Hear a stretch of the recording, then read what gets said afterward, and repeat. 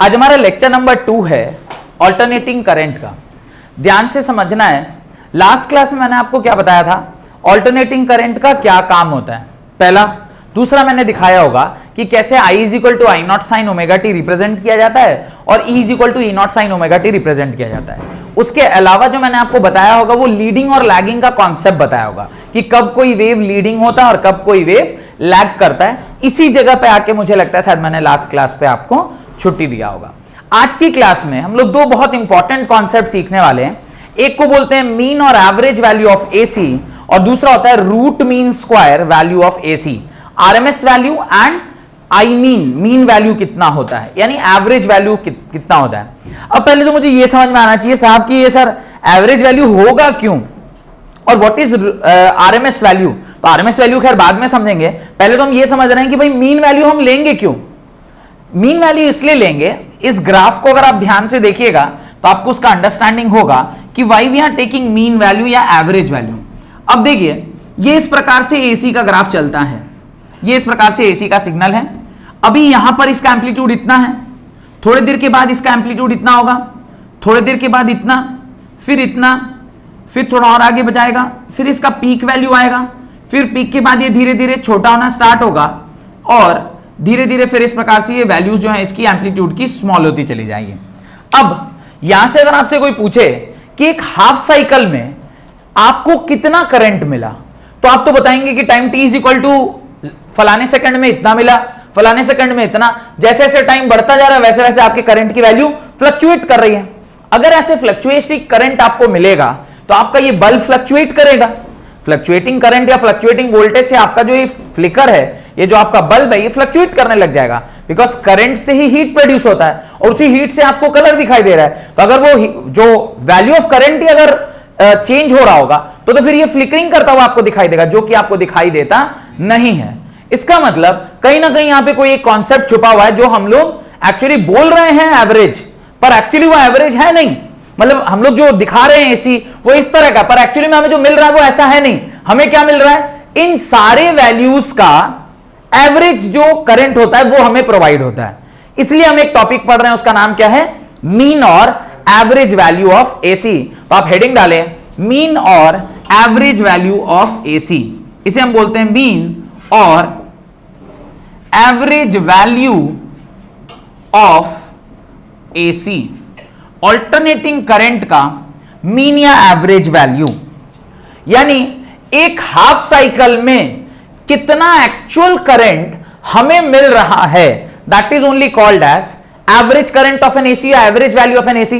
क्योंकि भाई यहां पे इसकी मैग्नीट्यूड बहुत कम है, एक जगह पर मैग्नीट्यूड बहुत ज्यादा है, फिर यहां पर आके मैग्नीट्यूड काफी कम हो गई है। अब एक तरह से अगर फ्लक्चुएटिंग मैग्नीट्यूड है तो इनका पूरा कहीं ना कहीं कुछ एक एवरेज वैल्यू आता होगा और वही एवरेज वैल्यू हमें मिलता होगा। तो वही एवरेज वैल्यू को आज की क्लास में हम निकालेंगे और एक बार ये निकालना सीख लेंगे, then will proceed to the other concept that is root mean square value of AC. तो पहले आप आरएमएस का एवरेज या मीन का आप डेफिनेशन लिखें, right. It is defined as that value of AC, it is defined as that value of AC which would send same amount of charge through a circuit, which would send same amount of charge through a circuit in a half cycle, through a circuit in a half cycle which is sent by steady current, which is sent by a steady current in the same time period, in the same time period, that is t by 2, that is t by 2, same time period t by 2, sent by steady current in the same time period t by 2 through the same circuit, through the same circuit, उसी circuit के द्वारा जितना current same time period. अब जरा ध्यान से देखिएगा, यहां से 0 स्टार्ट होता है टाइम का, ठीक यहां पर ये t/2 होगा और यहां t हो जाएगा। कह रहा है कि 0 से t के बीच में, 0 से t/2 के बीच में उतना ही करंट, कितना करंट, इसको मैं बोल रहा हूं आई मीन उतना ही करंट जितना कि ये इसके एवरेज वैल्यू से मुझे मिलने वाला है, वो दोनों क्या होते हैं, बराबर होते हैं। पर यहां पर जो करंट ले रहे हैं वो क्या है, यहां पर जो करंट ले रहे हैं वो स्टीडी करंट है, स्टीडी करंट माने डीसी वैल्यू, और यहां जो करंट मिल रहा है वो कैसा मिल रहा है, एवरेज वैल्यू। तो डेफिनेशन को ध्यान से एक बार देखिए, it is defined as the value of AC, AC की वो value which would send the same amount of charge, जितना 0 से t/2 में ये चार्ज भेजेगा उतना ही 0 से t टाइम में ये भी चार्ज भेजेगा, same amount of charge through a circuit in a half cycle that is sent by steady current in the same time period through the same circuit। जितना चार्ज एक steady current, एक DC current 0 से t/2 time period में भेजेगा, उतना ही इसका भी जो एसी का वैल्यू है उतना ही अगर भेज दे तो उसी वैल्यू ऑफ करंट को आप क्या बोलते हैं, आई मीन के नाम से जानते हैं। Why we are talking about this particular concept in terms of charge, why not current.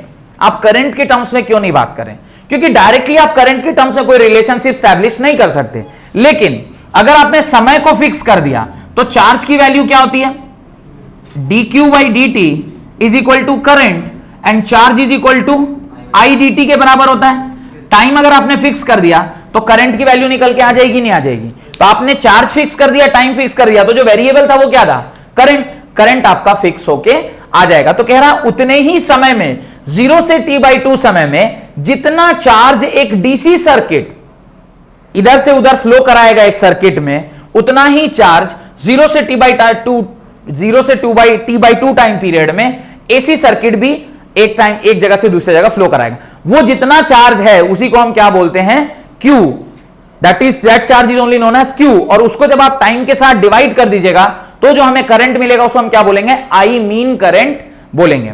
और अच्छा समझ में आएगा जब आप इसका डेरिवेशन देखेंगे कि क्या डेरिवेशन है। आगे लिखिए, the instantaneous value of alternating current is given by, the instantaneous value of alternating current is given by I is equal to I0 sine omega T.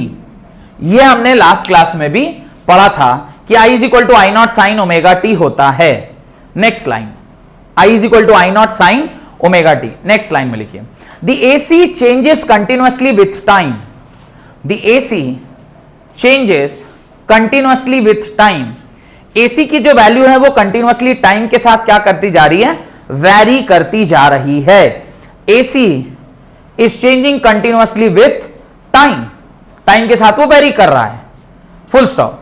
Suppose current is kept constant for a small time interval dt, suppose current is kept constant for a particular time interval dt, then small amount of charge flown in the circuit, then the small amount of charge flowing in the circuit is given by dq is equal to idt, dq is equal to idt।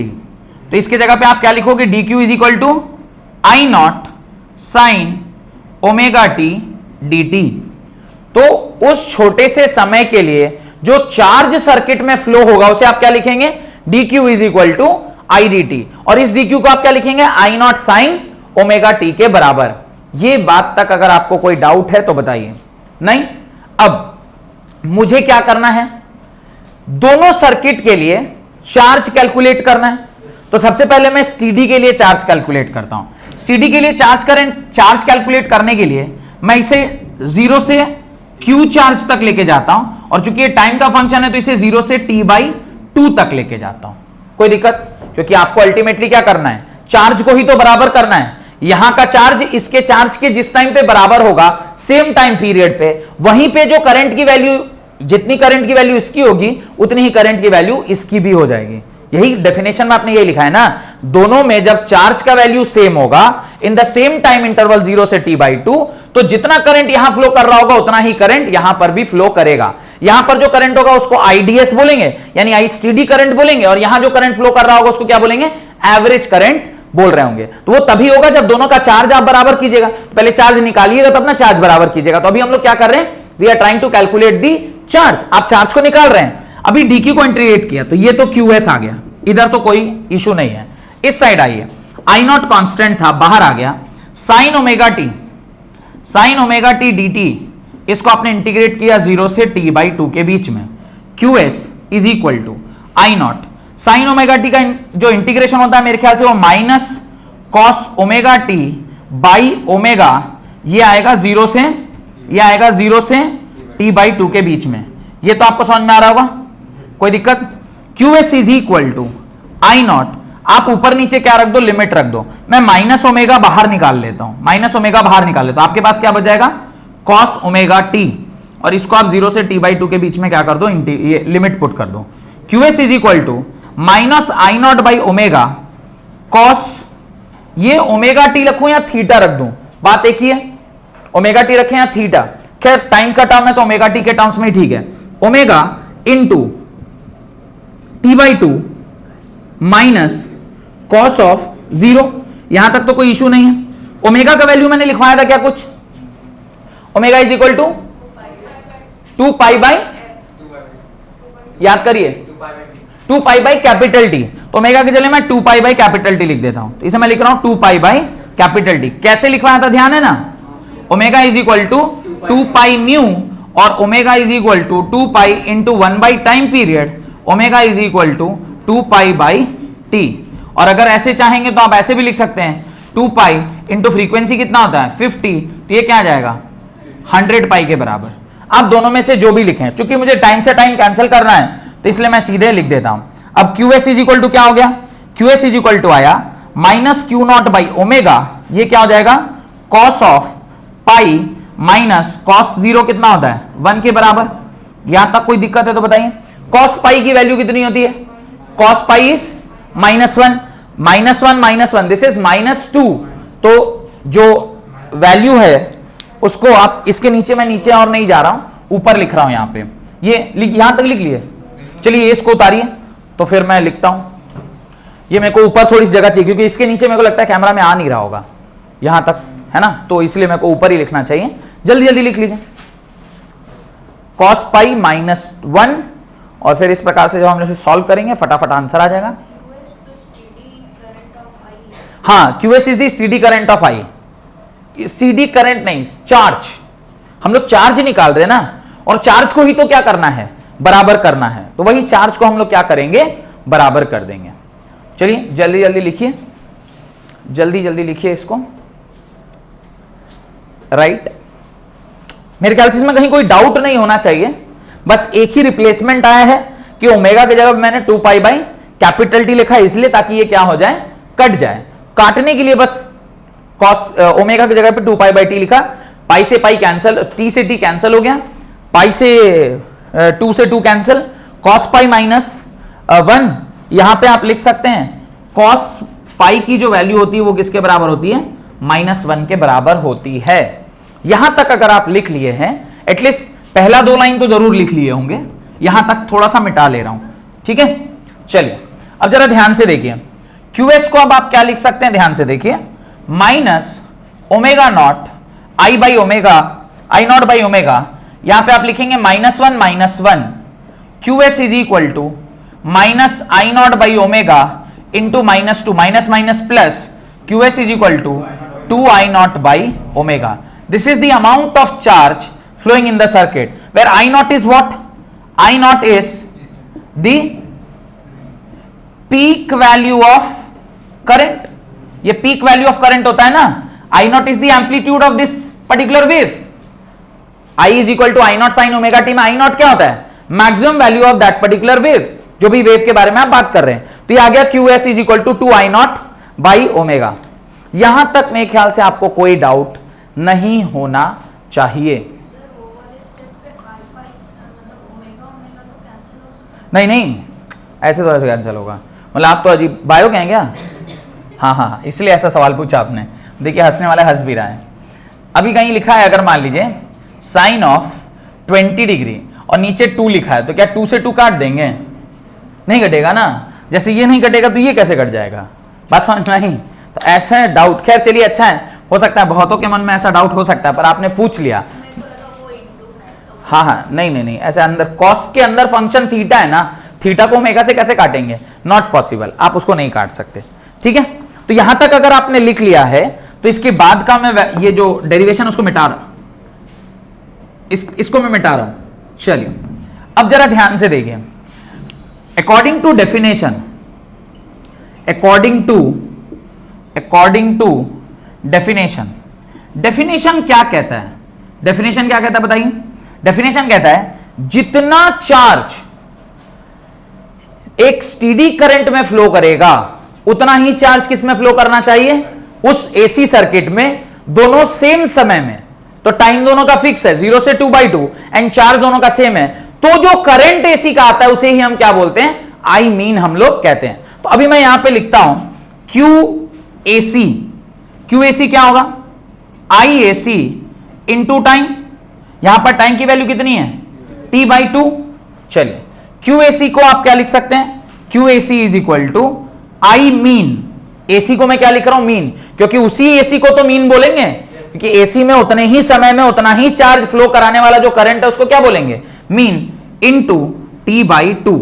आपको दोनों charge निकल के आ गया, steady charge भी और AC charge भी। Definition को पढ़िए, it is defined as the value of AC which would send same amount of charge, underline करिए, सेम अमाउंट ऑफ चार्ज, दोनों का चार्ज क्या है, बराबर है। यानी आपने क्या किया, स्टेडी चार्ज निकाल लिया और एसी चार्ज निकाल लिया। अब दोनों चार्ज को हमें क्या करना चाहिए, बैलेंस कर देना चाहिए, ताकि दोनों बराबर है। सेम अमाउंट ऑफ चार्ज जो कि एक स्टेडी करंट में आएगा, जो कि एक स्टेडी सर्किट में आएगा, उतना ही चार्ज कितने फ्लो करना चाहिए, एक एसी करंट में फ्लो करना चाहिए। तब जो करंट निकल के आता है उसे हम क्या बोलते हैं, मीन करंट या एवरेज करंट बोलते हैं। बाय डेफिनेशन यही उसका मतलब होता है। अब ये दोनों को आप क्या कर दीजिए, बराबर कर दीजिए। अगर मैं इन दोनों को यहां पे बराबर करता हूं तो ध्यान से देखिएगा क्या होगा, इन दोनों को मैं इधर बराबर कर रहा हूं। अब आप इसको बराबर कर रहे हैं तो आप क्या लिखेंगे, according to question, according to question या अकॉर्डिंग टू डेफिनेशन, ये आप लिखेंगे Q steady must be equal to QAC। Q steady आपने क्या निकाला, 2I0 बाई ओमेगा, और QAC कितना निकल के आया, IM इंटू T/2। इसमें एक ही चीज अननोन है, दैट इज IM।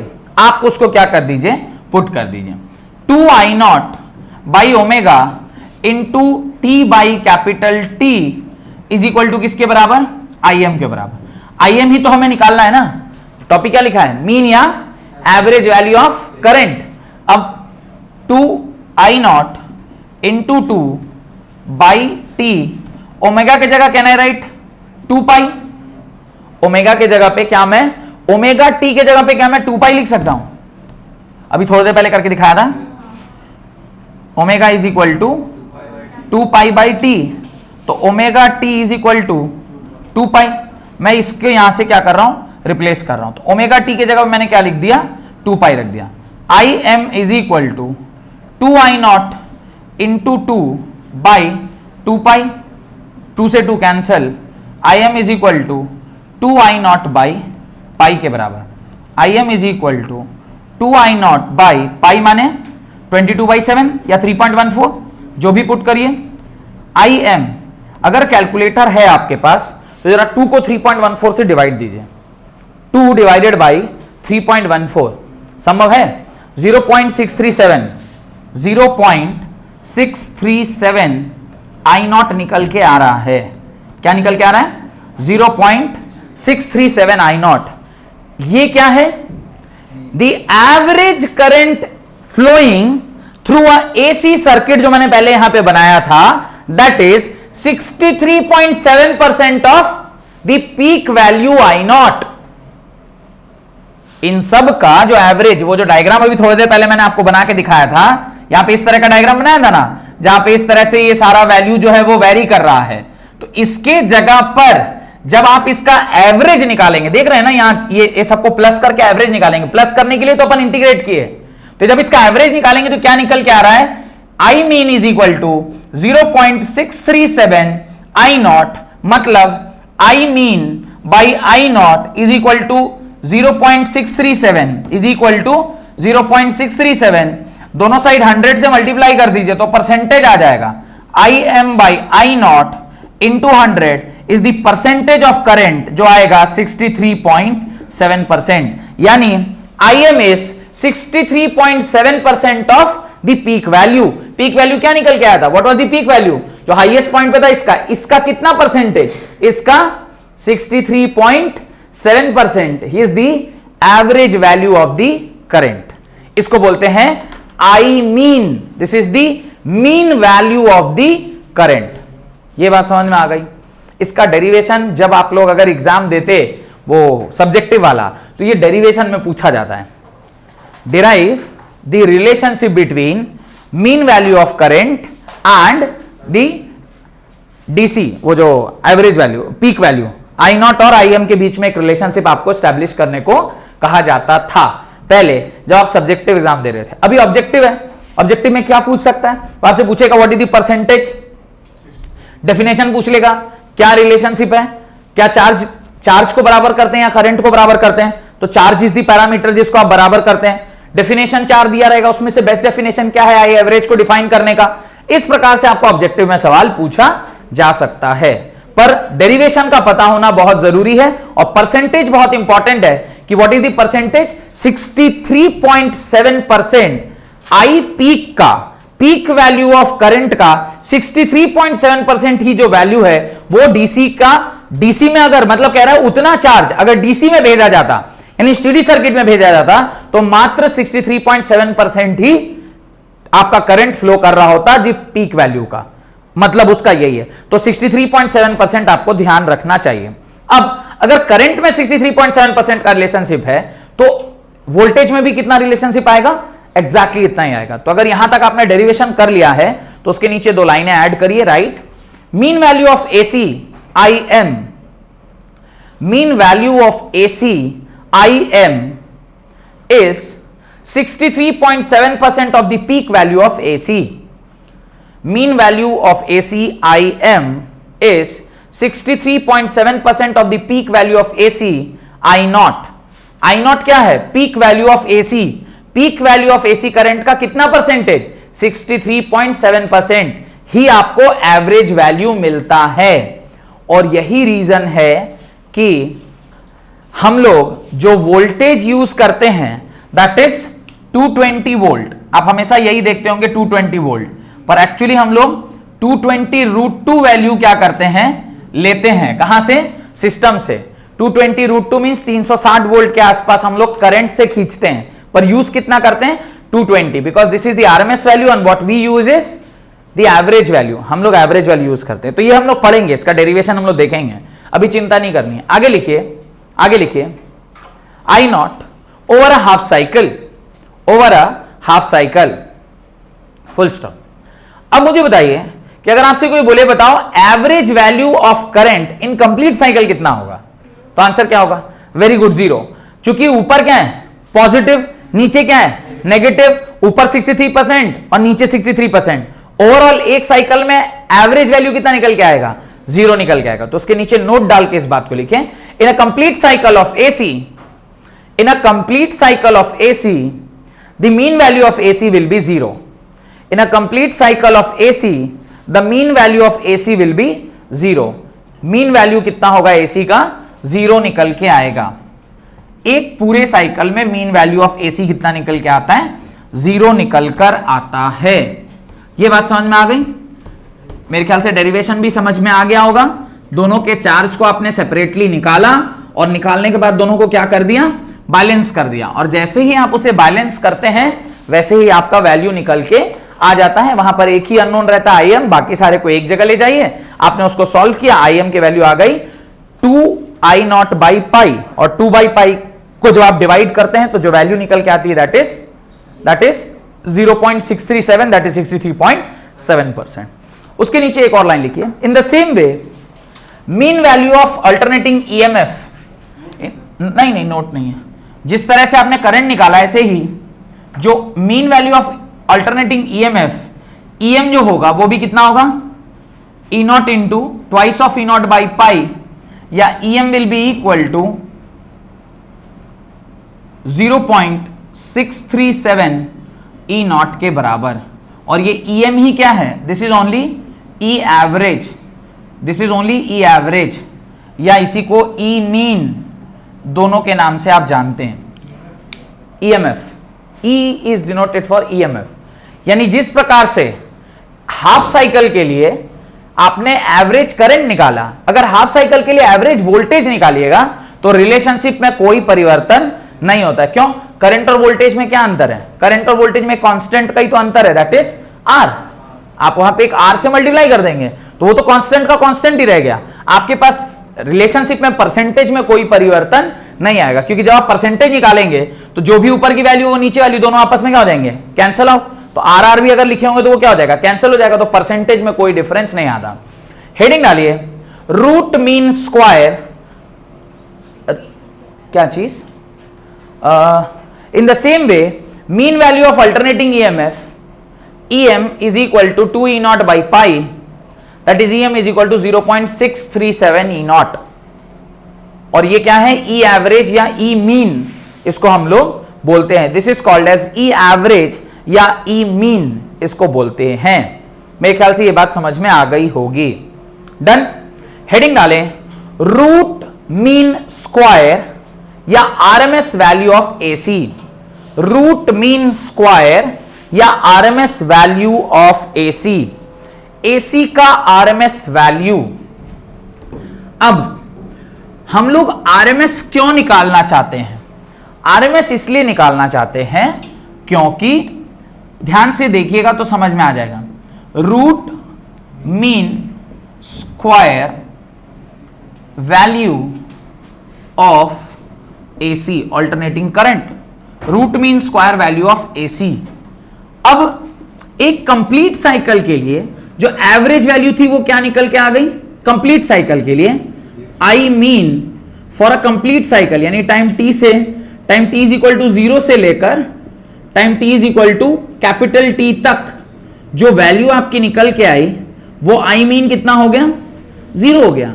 अब इस बीच में आपका मीन करंट 0 आ गया, लेकिन ऐसे तो 50 साइकिल एक बार में कंप्लीट हो रही है, तो फिर हमें करंट मिल कैसे रहा है? अगर उसकी एवरेज वैल्यू 0 है तो फिर हमें करंट कैसे मिल रहा है?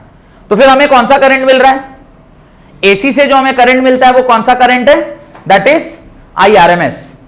हम लोग IM नहीं पाते, हम लोग क्या पाते हैं? IRMS पाते हैं।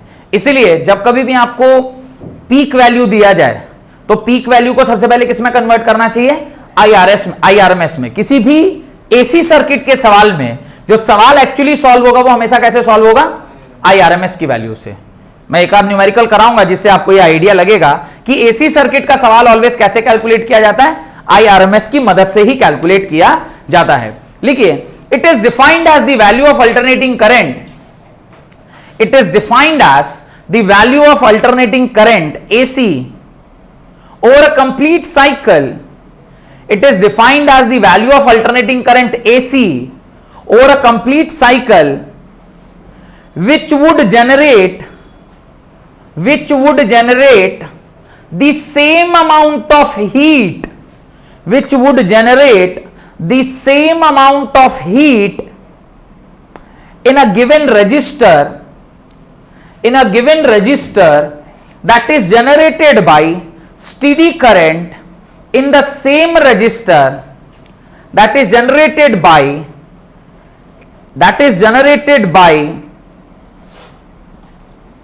steady current in the same resistor and in the same time interval during a complete cycle.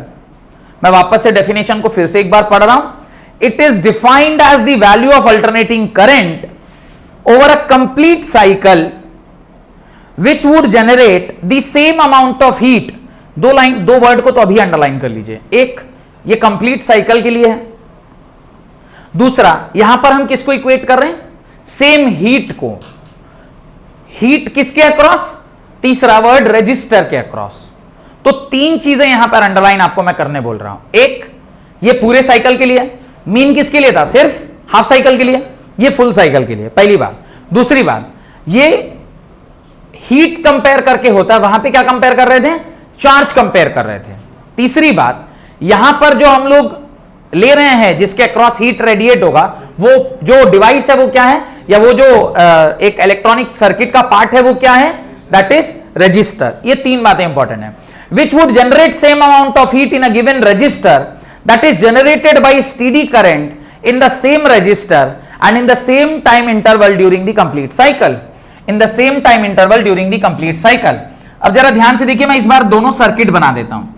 ये वो सर्किट है जो एक डीसी सर्किट कहा जाएगा या स्टेडी करंट वाला सर्किट है, और ये एक सर्किट है जहां पे वापस से क्या लगाया हुआ है, रजिस्टर लगाया हुआ है, और इस रजिस्टर में भी इस प्रकार से एक ये इस तरह से सोर्स, बैटरी, इस तरह सब लगाया हुआ है। अब जरा ध्यान से देखिएगा, कह रहा है दोनों का रेजिस्टेंस वैल्यू कितना है, आर है।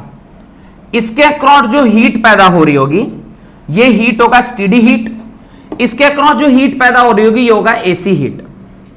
कहने एक कंप्लीट साइकिल में, यानी 0 से लेकर टी टाइम तक, तो इसके लिए तो ये वैलिड नहीं है, ये किसके लिए वैलिड है, 0 से लेकर टी टाइम तक। वन कंप्लीट साइकिल में जितना हीट रेडिएट हुआ है उतना ही हीट जब इस सर्किट में रेडिएट होगा तो उसके करस्पॉन्डिंगली जो करंट आएगा, यहां पर जो करंट है वो तो IAC है ना, ये करंट तो IAC है, तो इसका जो करंट उस टाइम पर आएगा दैट विल बी IRMS के बराबर। जब क्या होगा, दोनों रजिस्टर के अक्रॉस जो हीट है वो क्या हो जाएगा, बराबर, यानी steady heat must be equal to heat in the AC circuit. Definition को ध्यान से पढ़िए, क्या कह रहा है, it is defined as the value of alternating current over a complete cycle, एक साइकिल में which would generate the same amount of heat in a given resistor that is generated by steady current in the same resistor in the same time during the complete cycle। जितना समय एक cycle complete होने में उतना cycle. अब मेरा काम होगा, मैं पहले स्टेडी हीट निकाल लूं। स्टेडी हीट निकालना हमारी आसान है, क्यों, आप डीसी में पढ़े हुए हैं, हीट इज इक्वल टू होता है I2RT, पढ़े हैं, कितना करंट उसमें अंदर फ्लो किया उसका स्क्वायर, जो रेजिस्टेंस आपने दिया R, और जितने समय तक डाला T के बराबर। इतना ही हीट जब यहां पैदा हो जाएगा तो यहां से भी हीट का वैल्यू निकाल लेंगे, IRMS पहले लिखेंगे IAC इंटू RT, और बाद में फिर क्या लिखेंगे, IRMS, क्योंकि वही हीट अगर बराबर हो जाएगा तो वो IAC किसके बराबर हो जाएगा, IRMS के बराबर हो जाएगा। चलिए पहले लिखना स्टार्ट करिए, राइट। यहां अभी जो बोला वो नहीं समझ में आया, अरे तो वो तो डेरिवेशन में समझ में आ जाएगा, मैं बोल रहा हूं कि ये समझ में आ गया। अब जब मैं AC के लिए लिखूंगा तो क्या लिखूंगा, HAC क्या लिखूंगा, IAC का स्क्वायर इंटू RT। अब जब ये IAC को ही ना अगले स्टेप में मैं IRMS लिख दूंगा, क्योंकि जब आप हीट दोनों को बराबर कर दीजिएगा तो यही IAC किसके बराबर हो जाएगा, IRMS के बराबर हो जाएगा, और ये दोनों बराबर हैं, यानी यहां पर आप लिखेंगे I2RT, ये I स्टेडी हो जाएगा, और ये दोनों जब बराबर करेंगे यहां पे एक ही अननोन है, दैट इज IRMS, निकल के आ जाएगा। वही तो पिछले वाले में भी किया था, दोनों का चार्ज को निकाला, दोनों को इक्वेट कर दिया, एक IM अननोन था उसको निकाल लिए थे, यहां पे भी दोनों का हीट निकालेंगे, वहां पे एक IRMS अननोन होगा उसको हम लोग निकाल लेंगे। चलिए लिखिए, राइट, इट इज कॉल्ड, ये जो हीट है उसको हम लोग क्या कहते हैं, it is called the virtual value और effective value of AC। It is called the virtual value और इफेक्टिव वैल्यू ऑफ AC। इसकी जगह पर जो निकल कर आएगा, इसकी जगह पर जो करंट निकल के आता है उसको ही हम लोग क्या बोलते हैं, IRMS। This is I, peak value is I0, this is IAC, और इसके एवज में जो करंट निकल के आता है उसको क्या बोलते हैं, IRMS। वो कब निकल के आएगा, जब दोनों सर्किट का हीट क्या होगा, कांस्टेंट होगा फॉर अ गिवन रजिस्टर। दोनों रजिस्टर के अक्रॉस जो हीट होगा वो क्या होना चाहिए, कांस्टेंट होना चाहिए। चलिए आगे लिखिए, right, it is represented by IRMS और I इफेक्टिव और IV। It is represented by IRMS और I इफेक्टिव और IV। ये ऐसे आपको निकल के आता है, ये तीनों में से कुछ भी आप लिख सकते हैं। यही एक्चुअल वैल्यू है जो हमें AC सर्किट में मिलता है। और ये क्या होगा, ये कुछ परसेंटेज होगा आई नॉट का। तो जब कभी भी कोई सवाल अगर आपको दे, कहे the peak value of AC is 10 ampere, the peak value of AC is 10 ampere, आपसे कहे कि आगे का कुछ कुछ सवाल दिया हुआ है और सवाल सॉल्व करना है, तो सबसे पहला काम क्या करना चाहिए, IRMS निकालिए। IRMS कब आप आई नॉट के टर्म्स में निकाल पाएंगे, जब उसके बीच में कुछ रिलेशनशिप पता होगा। वही रिलेशनशिप हम लोग क्या करेंगे, अभी स्टैब्लिश करेंगे। जैसे वहां पे किया ना, IM is equal to 0.637 I naught. तो आपसे कोई मीन पूछेगा तो आप क्या बोलेंगे, मेरे को पीक वैल्यू आप दे दीजिए, मैं उसको 63.7 से मल्टीप्लाई कर दूंगा, मेरा आंसर आ जाएगा। ऐसे ही कोई आपको आई नॉट दे दे और IRMS पूछेगा तो एक रिलेशनशिप पता होना चाहिए, आप उसकी वैल्यू पुट करिएगा, आपको आंसर निकल के आ जाएगा।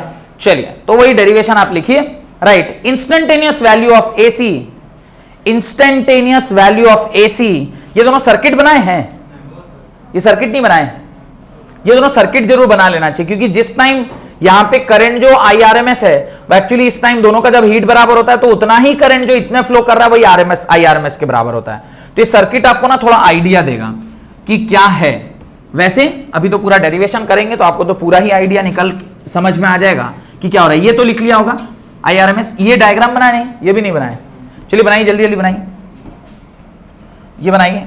HS is heat bye a steady circuit, HAC is the heat bye AC circuit, R is the resistance. जिस क्षण पर दोनों का हीट कांस्टेंट है तो जितना करंट यहां फ्लो कर रहा है वो करंट IAC के बराबर होगा, और वो करंट किसके बराबर होगा, IRMS के बराबर। इन दोनों को आप बराबर करिए और आगे का डेरिवेशन हम लोग स्टार्ट करते हैं, right. Instantaneous value of AC is given bye, instantaneous value of AC is given by I is equal to I naught sin omega t. Instantaneous value of AC is given by I naught is equal to I naught sin omega t. ये equation तो आपको पता होगा, I is equal to I naught sin omega t. अब अगर मुझे ये पता है तो फुल स्टॉप देके अगली लाइन में लिखिए, if DH is the small amount of heat produced, if DH is the small amount of heat produced in the time interval dt through a resistance R, then dH is equal to I square R dt, dH is equal to I square R dt। यहां तक कोई doubt नहीं। अब अगर मुझे ये capital DH निकालना है तो इसे मुझे 0 से HS तक इंटीग्रेट करना चाहिए, और इसे 0 से लेकर कैपिटल T तक। यहां पर T/2 करूं कि कैपिटल T करूं, कैपिटल T। क्यों, क्योंकि उसने कंप्लीटली लिखा, कंप्लीट साइकिल के लिए आपको करना है। If it is for complete cycle you have to take the values from 0 से लेकर T तक। अब जब आप 0 से वैल्यू T लेकर जाने, तो इस साइड तो HS आ गया, दिस इज योर HS। यहां पर I स्क्वायर, I के जगह पर आप क्या लिखोगे, I not sine omega t का होल स्क्वायर R dt का इंटीग्रेशन 0 से T तक। अब इसको आप पहले स्क्वायर करो, 0 से T, I नॉट का whole square sine square omega t into R dt। HS is equal to 0 से T I नॉट, ये I नॉट क्या कॉमन, ये बाहर ले लूं क्या, I not whole square R को बाहर ले लूं, इंटीग्रेशन में क्या आ जाएगा, 0 से T sign square omega T dt। अब मुझे बताइए sign square omega T dt को व्हाट आई कैन राइट, कोई फॉर्मूला आप पढ़े हैं, साइन स्क्वायर थीटा का formula 1 minus cos 2 theta by 2, this is the formula. तो याद रखिएगा ये फॉर्मूला मैं यहां यूज कर रहा हूं, sine square theta is equal to 1 minus cos 2 theta by 2। ये फॉर्मूला होता है, ये मैथमेटिक्स में इस तरह का एक फॉर्मूला हम लोग यूज करते हैं, where sine square theta is 1 minus cos 2 theta by 2। हम लोगों को यही फॉर्मूला यहां पर डालना है। ये फॉर्मूला बायो स्टूडेंट आपको स्टार्टिंग में ही जो ट्रिग्नोमेट्री का फॉर्मूला होता है उसमें सब रटने के लिए बोला जाता है, तो आप ये रटना रहे, याद करना होगा। इवन मैथमेटिक्स स्टूडेंट को भी लिस्ट दिया जाता है, पूरा ये फॉर्मूला का एक पूरा लिस्ट रहता है, आपको उसको क्या करना पड़ता है, याद करना पड़ता है, तो ultimately you have to learn it. अभी H S is equal to, ध्यान से देखिए, I naught I square by, ये ऐसे ही छोड़ रहा हूं, इसको देखिए, इंटीग्रेशन 0 से t, साइन की जगह क्या लिखूंगा, 1 minus cos 2 omega t by 2, और यहां क्या लिख दूंगा, dt लिख दूंगा। यहां तक कोई डाउट है तो पूछिए, नहीं। अब जैसा कि आप जानते हैं कि कभी भी कोई टर्म इस तरह से स्प्लिट करके लिखा है तो आप उसको क्या कर सकते हैं, इंटीग्रेशन में अलग अलग लिख सकते हैं। तो H S is equal to, आप यहां क्या लिखेंगे, आई स्क्वायर आर, यहां पे 1 बाई टी, अभी इंटीग्रेशन ही रहने दे रहा हूं मैं, 0 से t 1 by 2 minus cos 2 omega t by 2 into D T. यहां तक जल्दी जल्दी लिखिए ताकि मैं और आगे का डेरिवेशन कर सकूं। कोई दिक्कत, यहां तक कोई दिक्कत? अब ये फॉर्मूला लिख लीजिएगा कि भाई यहां से हमने अगला स्टेप कैसे लिया, तो ऐसा होता है इसलिए हम इसकी जगह पर क्या लिख पाए, ये बात लिख पाए। मैथमेटिक्स स्टूडेंट के लिए कोई अचंभा नहीं है, पर बायो स्टूडेंट के लिए आपको थोड़ा सा ये सब ट्रिग्नोमेट्री का फॉर्मूला याद रखना चाहिए कि कभी कभी हम लोग लगाते हैं ट्रिग्नोमेट्री का फॉर्मूला। आपको याद होगा, मैंने तो कई सारे डेरिवेशन जो पहले भी हम लोग चैप्टर्स में किए, वहां पे ट्रिग्नोमेट्री का फॉर्मूला रहता है जो आपको ध्यान होना चाहिए। ठीक है, ये एक नया फॉर्मूला है, sine square theta is equal to 1 minus 2 cos 2 theta by 2, इस तरह का एक फॉर्मूला हम लोगों ने यूज किया है। Got it? कोई दिक्कत नहीं? चलिए, तो ऊपर से 2-3 लाइन तो लिख लिए होंगे, मैं मिटा रहा हूं, एटलीस्ट ऊपर का 2-3 लाइन मिटा ले रहा हूं। ठीक है, चलिए यहां देखिए ध्यान से। अब H S is equal to I square R, यहां आया 0 से t, अच्छा मैं 2 भी कॉमन ले लूं, कोई दिक्कत? ये तो 2 यहीं कॉमन ले लेना चाहिए था। अब देखिए मैं ब्रैकेट खोल रहा हूं, तो एक आया dt और दूसरा आएगा माइनस 0 से t cos 2 omega t dt, इस तरीके से लिख सकते हैं, कोई दिक्कत?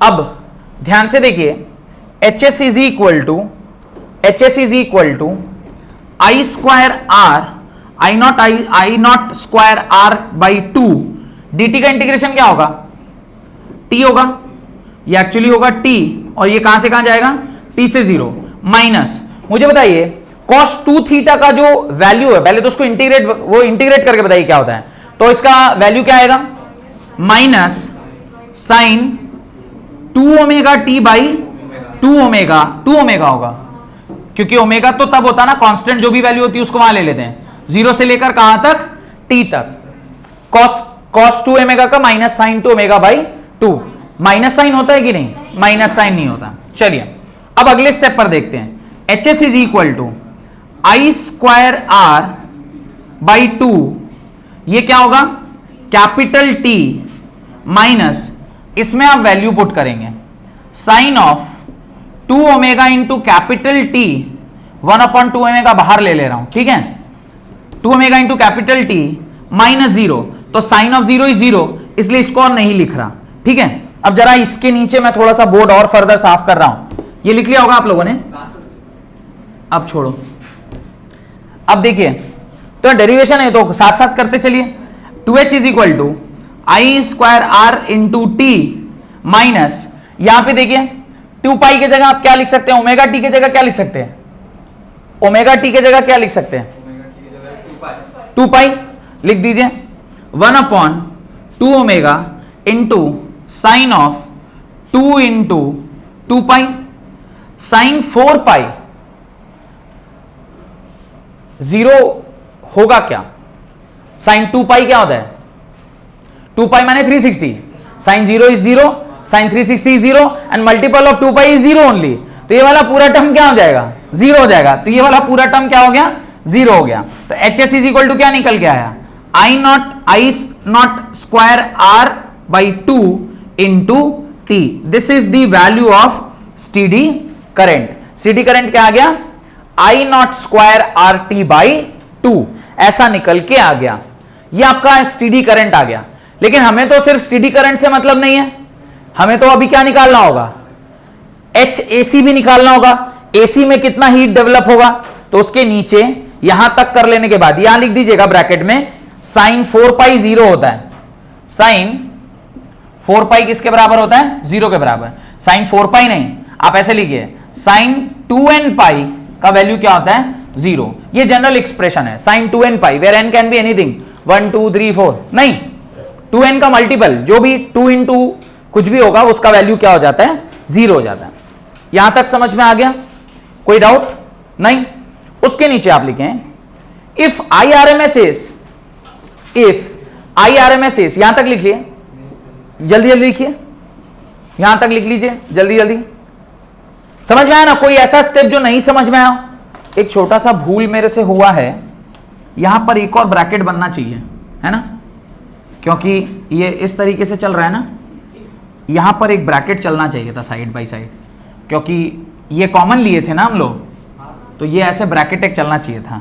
मेरे ध्यान से उतर गया था, पर अभी देखा तो लगा अरे यार ये डायरेक्ट कैसे हो गया, तो उसको थोड़ा करेक्शन कर लीजिएगा, एक छोटा सा ब्रैकेट चलाते चलिएगा, क्योंकि हमने I स्क्वायर R बाई, ये जो I not square R by 2 जो है कॉमन लिए थे, तो कॉमन लिए थे तो उसके लिए एक ब्रैकेट लगाना जरूरी है, राइट। इफ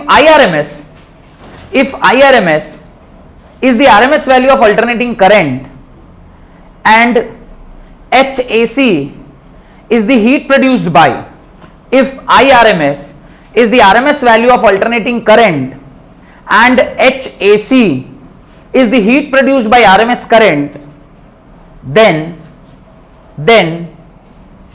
HAC को आप क्या लिखेंगे, HAC is equal to IAC square R into capital D, और HAC is equal to IRMS square into capital T। ये आपका HAC निकल के आ गया, this is your HSTD, this is your HAC।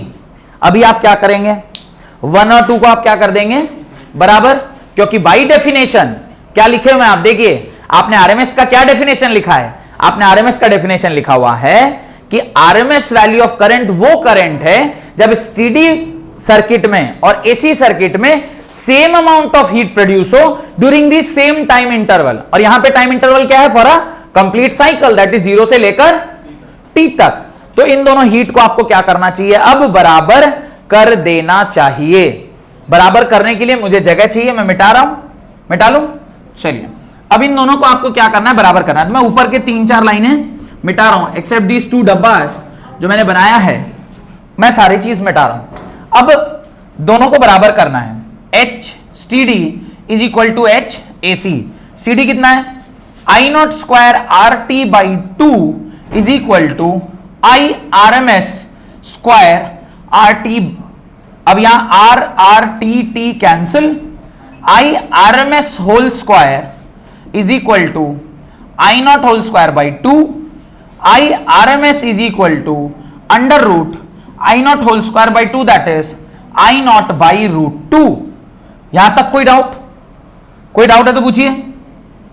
यहां तक सारा चीज समझ में आ रहा है, डेरिवेशन किए हैं सामने में, दोनों वैल्यू को इक्वेट किया, आ रहा है नहीं पता था वो लिख गया।